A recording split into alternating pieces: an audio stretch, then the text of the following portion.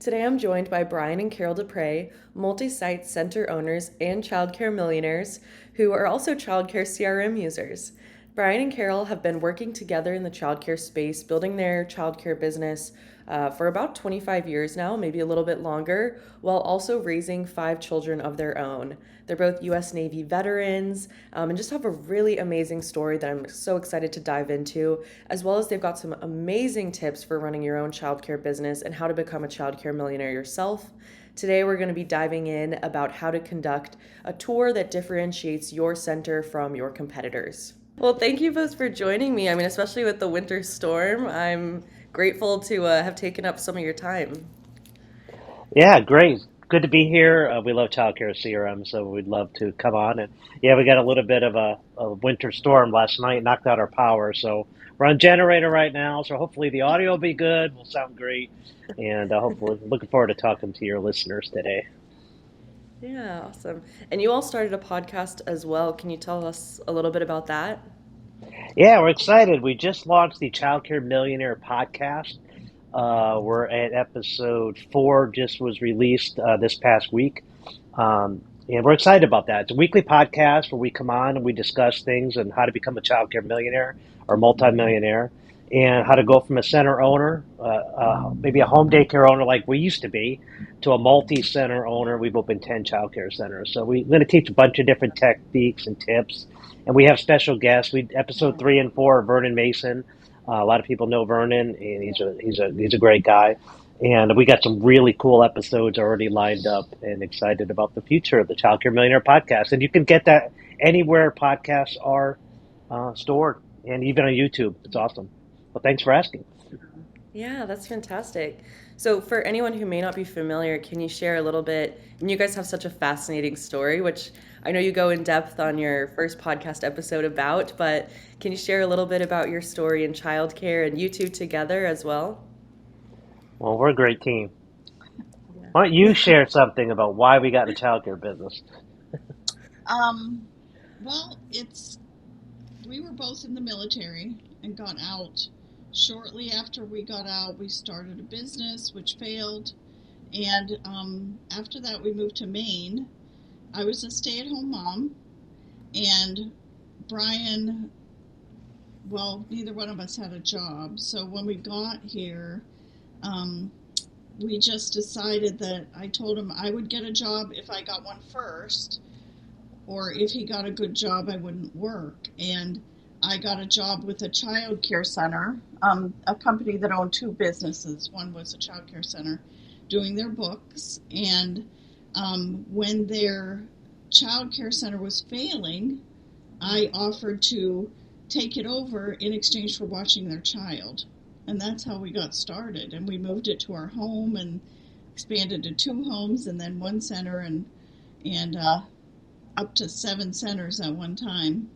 Oh, So, wow, that's amazing. So, yeah, Yeah, it's a good story, and yeah, I joined her after a couple years when we started making enough money. I joined her full time after a couple years, and I I didn't have the patience to deal with the children, so I did the financial side, and she has much more love in her heart and passion for the kids, so she worked in the center side, and we have a unique balance. You know, we have lanes that we stay in, and we have worked together for the last 25 years side by side and building a business, and now we're doing this side by side as well, you know, coaching and working and helping people build their business to avoid some of the dumb mistakes we made early on. That's the right. key. yeah, so I mean, I know it kind of, you mentioned that you have 5 kids on your podcast and childcare just kind of became a necessity for you all. But did you ever picture yourself working in that space and getting to the point where you're at now? No, when I got out of the Navy, I actually told Brian, I'll do any job except watch children. At that time, And we only had two, so Yeah, yeah. And then and 25 years later. yeah. Once we had child 3, 4, 5, and we yeah, couldn't afford daycare, it became a necessity. And so you get into a business by accident, and I don't do anything halfway, so we jumped right in, and I yeah, figured it's a great business because you make an impact on the world.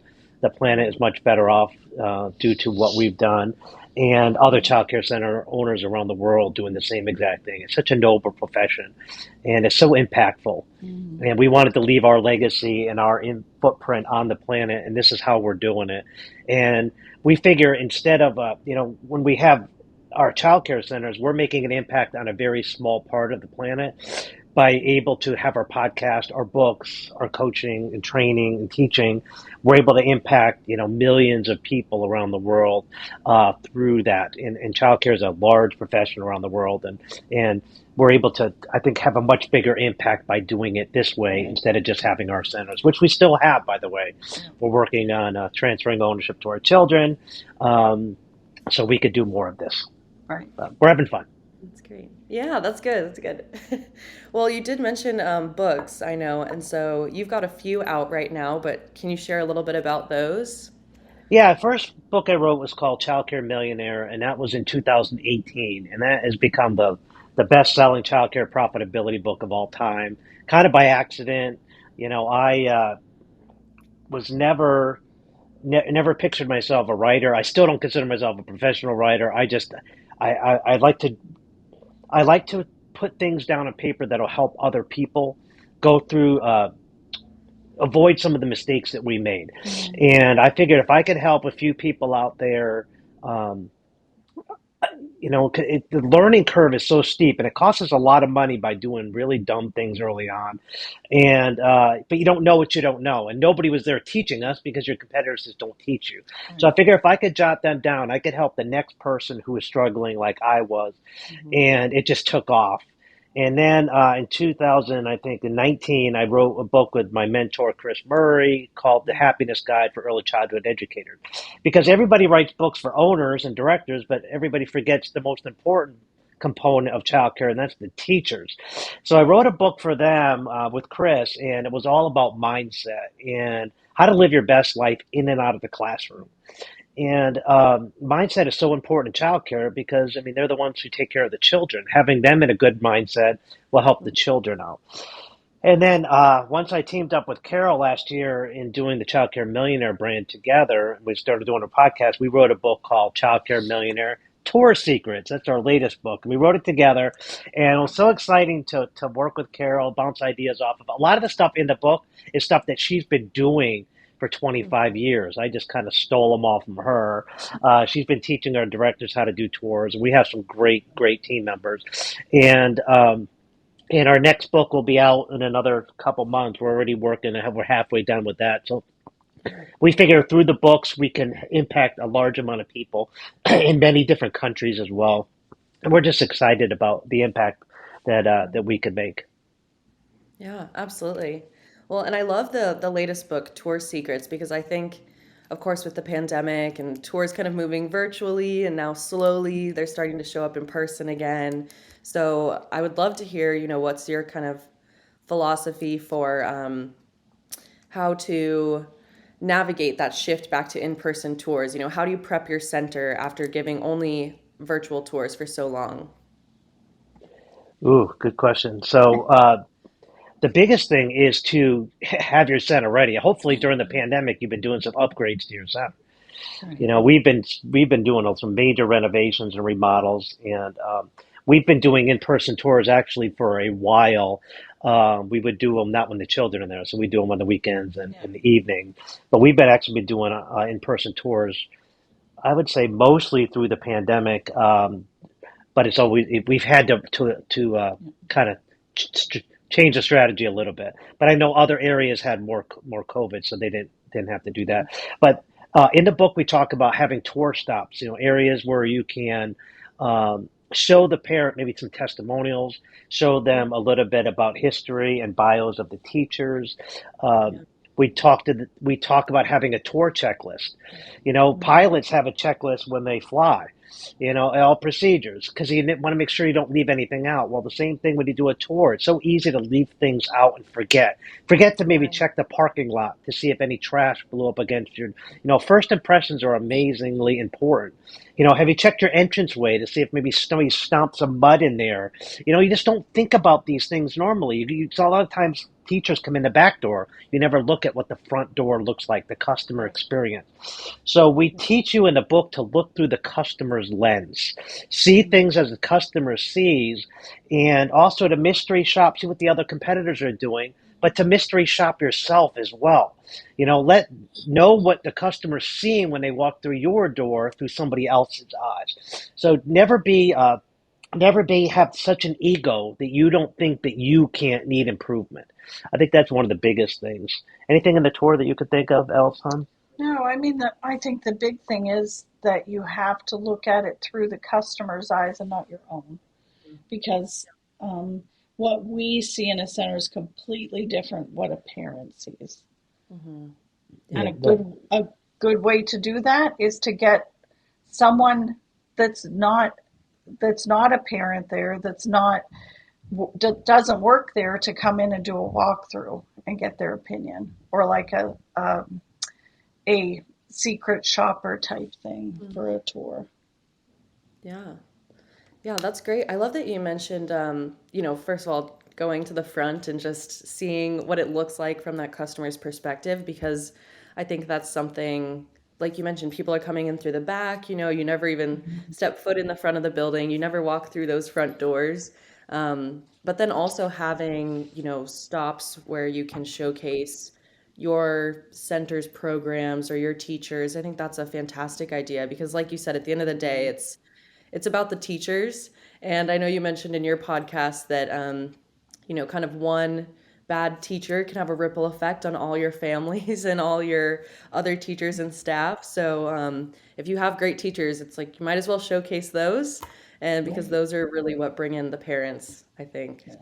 So, Right, exactly. Good teachers bring good teachers will keep good parents, but also a Right. bad teacher will help you lose parents very fast too. So Yes. we talk in the book about getting rid of toxic teachers pretty darn quickly, Yeah. and also making sure that you pay your teachers well and you treat them right. You have a good workplace culture, and all those things will combine, and you'll have a great center. We've never had any problem getting children.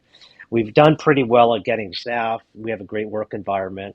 We're not perfect, nobody is, but we're always working on perfection every single day. And hopefully, in our book, it'll help you just learn a couple different secrets on how to do tours a little bit better. And the problem is right now, a lot of people are not thinking about tours. All they're thinking about is hiring because they're so understaffed that they're like, the last thing I'm thinking about is improving my tour process. Well, now is the time to improve your tour processes. If you're thinking about, I don't want any children, I'm not doing any tours, this is the time you need to perfect it, because this is the time you really can't take children anyway. So get your tours better and better and better, because eventually this hiring thing is going to materialize. You're going to have the proper staff. You're going to be able to take more children. And then you're going to have to play catch up if you haven't perfected that tour along the way. So if you haven't bought Tour Secrets yet, now's the time to get it. If you haven't started watching the podcast or listening to it, now's the time to do it, because we're going to teach you a lot of these tips and techniques now while you're struggling to gain enrollment in teachers, because once things are on the other side of the pandemic, you watch, centers are going to fill up fast, the hiring funnel is going to clear out, and things are going to be back to normal. Don't be behind the eight ball, because your competitor is probably listening to the Childcare Millionaire podcast, and the competitor has already read this book. So keep that in mind. So you might want to catch up to them. yeah. Absolutely. And without taking too much from your book, because I don't want to ruin anything for anyone. Um, but how would you say that a center can, differentiate itself when giving a tour versus their competitor, like you mentioned? Well, this is not scripted, nor was I paid for this endorsement. But in the book, I do talk about Childcare CRM, and I've been a big fan of you guys long before I was a coach. I do talk in the book about having a CRM system and the importance of uh, dripping on people. Now, that's a weird term that most people, you would have to have a CRM system to know what it is. But a drip system is something that drips on it. Think of a faucet. how it drips, how annoying it is, but it's there and it never stops if it's dripping, right? Well, a CRM system will drip on a customer, meaning that it will send emails, it will send text messages, whoever you program it. So when you're sleeping, you're networking with your customers. And it is one of the smartest things we've ever done. It's made me millions of dollars, my CRM system. It's paid for itself thousands and thousands and thousands of times. I've been a big fan of your company. Chuck Gibbs, who is the owner of the company, was the first guy I spoke to when I called Childcare CRM 6 years ago. He answered the phone, and he sold me on the system. I thought it was pricey when I did it until I realized the value. And sometimes people look at the price more than they look at the value of something, and it's paid for itself thousands and thousands of times over. And I know that not the answer maybe you were looking for, and we did not talk about this ahead of time. But it's just I believe in that so much, and very few centers have CRM systems. So by you having one, you put yourself way ahead of the competition, and you're going to be able to do follow up like nobody's business. You're going to be able to stay in your customers' faces over and over. So even if they choose somebody else, you're going to drip on them through a newsletter, through time, and eventually, if something happens at their school, you're going to be the first call because they're going to remember your name. And in marketing, it takes 7 touches or Mm-hmm. 7 views for somebody to want to use your service. And a simple phone call is only one contact. A lot of times it's one contact with a customer and then it's done. Well, a CRM system can constantly give those touches. So when you reach 7, they're like, okay, time to make a buying decision. They remember you the most because you've touched them the most amount of times. So, whether you pick Childcare CRM or one of the ones out there, this is the one I use, but there are other ones out there. I know you don't want me to tell you that. It's just out of fairness, but I just think you guys are the best. That's all. That's why I use them. Well, thank you. We appreciate that. We, have been long fans of yours as well. And Chuck always is talking about you in the office and, how great y'all's relationship together has been. But that's Yeah. great to hear. Yeah. Thank you, Yeah. Sarah. So, I appreciate that. yeah. And Carol, as far as, you mentioned that you've kind of helped train your directors or your staff to give tours. So once a family's signed up for a tour, is the process like you let your staff know they're coming in? Do you train them in advance when they first start? What does that look like as far as training for tours? The big thing is you have to find the right person to do the tour. It may be the director, it may not be. Mm. And once you find the right person to do the tour, you need to train them on how to present it, to do the checklist, to key in on what that parent needs and focus on that. And I mean, what you think is the most special thing about your center may not be what the parent's looking for. So we have them do a questionnaire and we know what they're looking for, and then we can key in on what they need. So that's what we train our tour givers to do, to look at not only what is special about our center and what we find is unique, but also what is the parent looking for? What can we do to bring them what they need for their child? Yeah, that's great. So, when you say that it could be maybe not the director, do you sometimes involve teachers and maybe have someone sub in for a teacher while they give a tour? We always have them talk with the teacher for the classroom that they'll be in so that they can Mhm. get to know them a little bit. Um, and again, this was pre-COVID because we were doing either virtual tours or the after hours tours when no one was there. But when you can let them in to talk with the teacher, that's the best thing because they can, say, tell me a typical day about your classroom or something like that. But as far as the person giving the tour, um, if the director has, I mean, we have directors that are great directors. They're, great with the staff, great with the kids. But as far as giving a tour, they get anxiety, something like that. So somebody else in the center would be the best person to do the tour. And some companies have one person that does all of their tours, which is also another option. to have a tour specialist that does all of the CRM, all of the intake, and all of the tours for the centers. So there's different options, but you really have to find out what's best for your company because every market is different and every company is run differently. Yeah, to give you an example, we once had a director who I thought was really good at tours, it was just an assumption on my part because they were so black and white, and they did everything by the book, and they were great on their numbers. They were good with talking to me. They always knew what I wanted every day, everything there. Until I mystery shopped it, and I started looking at the numbers and digging into the metadata, which I like to do. I realized that she wasn't a good tour giver because she lacked people skills. Right. And we found that through mystery shopping and also through numbers, tracking tour conversion rates. And thankfully, Childcare CRM, the great software that is, it tracks tour conversion. So we're able to determine that this director had half of the tour conversion rate as the other center directors.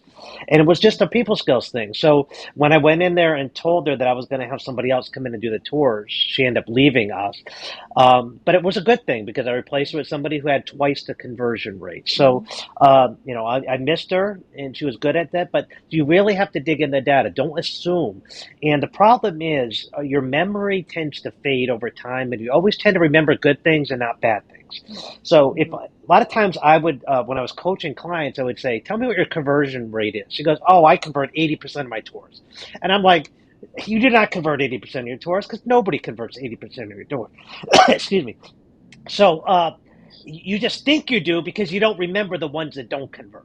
So a system like Childcare CRM doesn't lie. So you know what the conversion rates are, and you can compare director to director. And we highly recommend in the book if you have somebody who's really, really good at tours, to have them be the tour giver. And if you have multiple centers, have them be the tour giver for all the centers, called centralized tours. We talk about that in the book as well. So great questions here. Yeah. Yeah, And thank you. if you have a director that doesn't want to do tours, don't make them do tours because if they don't want to do them, they're not They're going to not do going a to be good good at job. them. Yeah. Yeah. Find people's superpowers. If a director's superpower is people and customer management, let him do that. But a tour is a sales presentation. And not everybody is good at sales. And that's why we wrote this book, to give people sales skills. Right. So if the director is weak on that, have him read this book because we're going to give him those sales skills to help them. If it's still not good after that, just have somebody else do the tour. Don't replace him as director. Just have somebody else do the tour. They can still do the director job. Nowhere in childcare directors say you have to be a salesperson. Right. And a teacher might be the best person to do a tour if they have sales skills. And sales skills is people skills and influence. And some people have major anxiety when it comes to sales. They really do. No, absolutely. Well, and I like that you mentioned most people don't get into childcare to become a salesperson. Right. Nope. Um, but unfortunately, if you want to make that impact, I mean, you really do have to sell parents on the experience on the program. And you have to keep selling them just to retain them. So, um, Yeah. yeah, I mean, And it's a, Sierra, most people don't get into childcare to be a business person either. They get into childcare to make a difference in the lives of children. So we wrote Childcare Millionaire to give them the business skills to help them run their business. Because most of the people that we dealt with, they're just really not good business people. They were good, heart-centered, loving teachers that just happened to run a business that they just didn't really know what they were doing. And that's where the Childcare Millionaire brand has come in to fill that gap, to teach you in our podcast, teach you some of those business skills to help you compete against some of these national chains that have the business skills. And we could help you be on even par with them. yeah. Well, and I love that you mentioned that, during the pandemic, you kind of pivoted and were offering those tours virtually as well as after hours. And did you find that you have a preference for, giving a tour while the center is open and there's children around, or do you prefer the after hours or virtual experience? Yeah, I've never given a tour, but I've seen one done many times. So do you know what our teachers preferred, or our I think directors? that they prefer when the center is open and when their kids are there because that gives parents a better idea of what goes on in the center. And parents prefer that because otherwise all they're seeing is an empty building. Yeah. So I mean, picture, would you buy a house without looking at it? Would you buy a car without looking? I guess Carvana, people do buy things without looking at it, but for the most part, people like to be able to see what's going Mm-hmm. on. And that's why we went back to in person as second we could, because we knew that the competitors were probably not doing that. And we wanted to give ourselves competitive advantage because in person's always going to be better. We did a lot of upgrades and renovations. We wanted to show those Mm-hmm. off. We want to be able to show off our COVID protocols. yeah, It's hard to do yeah, that over a Zoom right. because a Zoom you could always just show. They'll just wonder what you're hiding. And so in person, I think is always the best option. If you're listening to this and you're still doing Zoom, try to get to in person as soon as you can, even if it's after hours. Yeah. Well, and I love that you mentioned showing your COVID protocols because that's definitely something that we've been trying to stress to our users is to, use Childcare CRM to send information about your health and safety guidelines, ease parents' concerns as they want to enroll with your center. So, how do you, as we were kind of transitioning, hopefully, out of the pandemic more and more, how do you showcase those? How do you put parents at ease if they are a little bit concerned to maybe enroll their child right now? We've said this three times now. It looks like we're getting out of the pandemic. So hopefully this is the fourth and last time that we say that because we've these ups and downs. We know you're tired, and the parents are tired too because they've had to deal with it at work and home and schools. If you have children in school, you're home, you're homeschooling, you're doing. I mean, people are just so darn exhausted right now, including us. We're all going through this together, and the biggest thing a center owner can do is just honest, transparency and honesty. We cannot guarantee that we can keep COVID out of a center. We're transparent about that. We do our best. We've only had two closures in the entire 2 years of one center. Right. Two different centers had to close for a couple days, and that's it. So we've had a 99.9% uptime rate. We've had teachers with COVID, but we're big enough that we can most of the time keep the centers open. Our state just happens to be a state that errs on the side of keeping centers open and not Right. just shutting Right. everything down. State of Maine has been wonderful during the pandemic. Governor's a friend of mine. I was able to, bend her ear early on and let her know that, we don't just do what other states are doing. Let us figure this thing out. And we did. And they were absolutely fantastic about it. But other states, it wasn't that easy. And but the biggest thing is to just open and honest transparency. Show them what you do. You're not going to get everybody, but if you have that kind of openness and honesty, and a lot of times we'll share with parents, guys, we're in trouble here. We've got teachers out. We're going to have to close if some of you don't keep your children home. And the Right. parents have been amazing about doing that. So being that open honesty and not just on the air, we always try to close as a last resort because we know we're inconveniencing parents. We try to let them try to stay home first if they can to help us out. And they've been absolutely wonderful. When this is over, we're going to have a big party, Parent Appreciation Day with steak and lobster. And lobsters are cheap. We live in Maine. So Tell us. we can do that. And but if you live in Alabama, you can give crawfish, I guess, right? Or Louisiana, right? But anyway, we are probably even Texas, right? They eat crawfish in Oh Texas, yeah. right? Oh There yeah. you go. So Yeah. whatever your area is, you can do that. But have a big parent appreciation time when this is over because your parent and staff too. I can't wait till we could have a big staff party again. We haven't been able to do it in 2 years, have a Christmas party or have a staff party. So we want to celebrate getting rid of COVID and hopefully we never have to deal with this in our lifetime again. Yeah. Yeah. Well, that's great. I definitely, appreciate the being authentic, being genuine, because I do think that is just I think parents, they don't understand the full picture, I think, of what a childcare business owner or teacher or director's doing in their daily role. But I think the more that you can try to be transparent with them, like you mentioned, and just kind of that all got a lot going on, and our main goal is to make sure that they're happy and their children are happy and safe. So I think that's fantastic. Yeah. Great, thank you. Oh. Well, do you have a favorite tip that you can, kind of give us a little bit, one last sneak peek into your book that you'd like to share? Ooh, good point. Uh, yeah, as I said before, tours are selling. Mhm. And, when I had in the Childcare Millionaire podcast, episode 2, I have my friend Joel, who's the best salesman I've ever met. And he talks about the importance of having sales skills. And he was a car salesman for 25 years.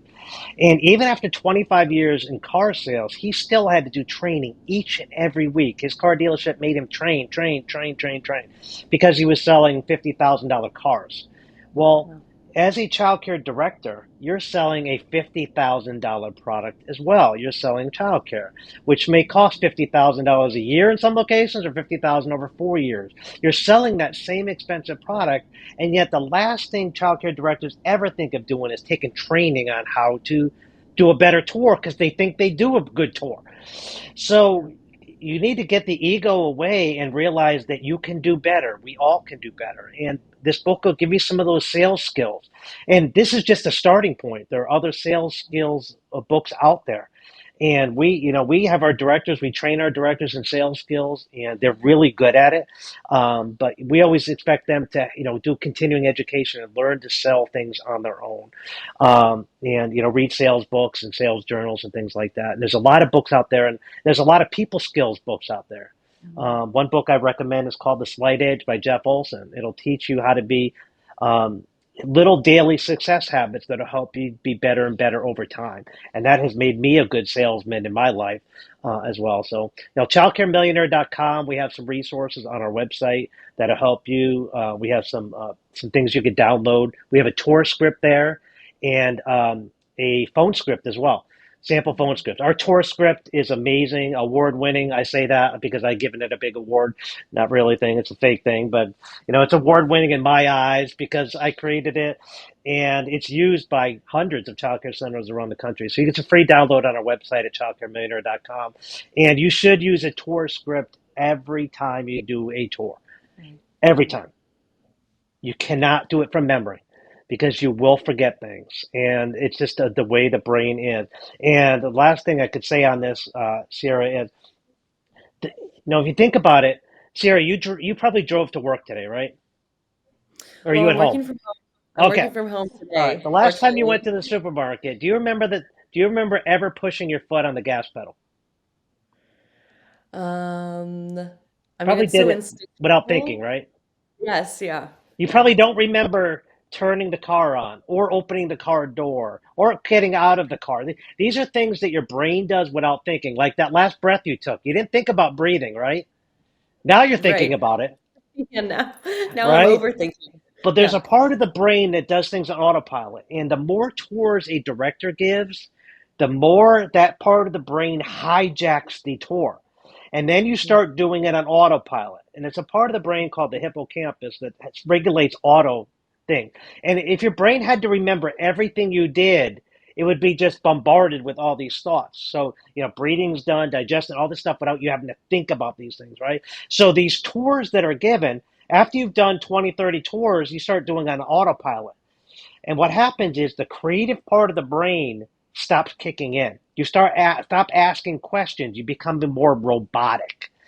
And what Childcare Millionaire Tour Secrets does is have you starts teaching you different ways to do tours. So the psychology is different. So by using a script, you're forcing yourself to think of different things you weren't thinking of before. And we Mhm. teach you to ask questions. We teach you to garner yes responses. The more a customer says yes, the greater chance they'll say yes at the end. So we teach you these little things that you're not used to doing. And then a creative part of your brain takes over during the tour, and your tour conversions are going to skyrocket. So each extra customer you get might be worth $50,000 in lifetime customer value. If we can increase your tour conversions by 50%, you're talking $1 million transformations from reading a $20 book. So I Yeah. mean, it's a great return on investment. Great question. Thanks for asking it. Yeah, it's no problem. And I'm going to include a link, whether you're listening as a podcast or watching the YouTube video. I'll include a link in the description to Brian's website where you can get the book. Um, but I mean, just based on the tips that you've shared today, I am so excited for my copy. And I just think this is such a great topic right now. Thank you, Sierra. And I thank the listeners here. And thank you for what you do for the planet and for the world and making a difference. If you're listening to this, you have a heart for children and you do so much. And I have so much respect for you, what you do. And I really enjoy what I do, but I could only do it. And my passion is to make sure that I help. We help, sorry, hon. We help you in that quest to become a better, whatever you want to do, business owner, teacher, director. We just love what we do and our passion. Hopefully, it showed in this podcast. And thank you, Childcare CRM, and thank you, Sierra, for having us on. I've been to your studios in Dallas. I love Chuck Gibbs. I love the company. Matt is a good friend of mine, who's your new CEO, and I just love everything about you. And Childcare CRM again is one of the big reasons for our success. We appreciate you guys. That's awesome. Thank you so much. It was so great chatting with you all, and I hope that your power gets turned back on shortly. First of all, I'd like to thank Brian for those amazing little nuggets about Childcare CRM. That was not scripted, like he mentioned, at all, but I'm so happy to hear that he is such a successful user with Childcare CRM. We definitely appreciate him. And for anyone who may be interested in learning a little bit more about Childcare CRM and how we can help you increase the quality of your tours and improve your tour conversion rates, aside from the drip campaigns feature that Brian mentioned, we also offer a lot of tour specific features. Everything from a digital tour calendar that actually allows parents to schedule tours directly from your website based on your real time availability. We also have a automated communications via email and text that send parents tour confirmations and reminders, which helps decrease no-shows at your center as well as cancellations. And on top of that, we've also got our tour kiosk. And one of the amazing features that we've recently added into our tour kiosk is talking points. So like Brian mentioned, it's important to have a script, and it's important to train whoever's giving tours at your center. So talking points is amazing because you can actually write down and standardize talking points, no matter who's giving a tour at your center, no matter which location they're giving a tour at. You can highlight what makes your center unique so that they can refer back to that during the tour, and you make sure that all of those essential items are hit when a parent visits your center. So we'd love to show you how to increase your tour conversion rates, your enrollment rates, like I mentioned. Visit us at childcarecrm.com, and I'll talk at you next time.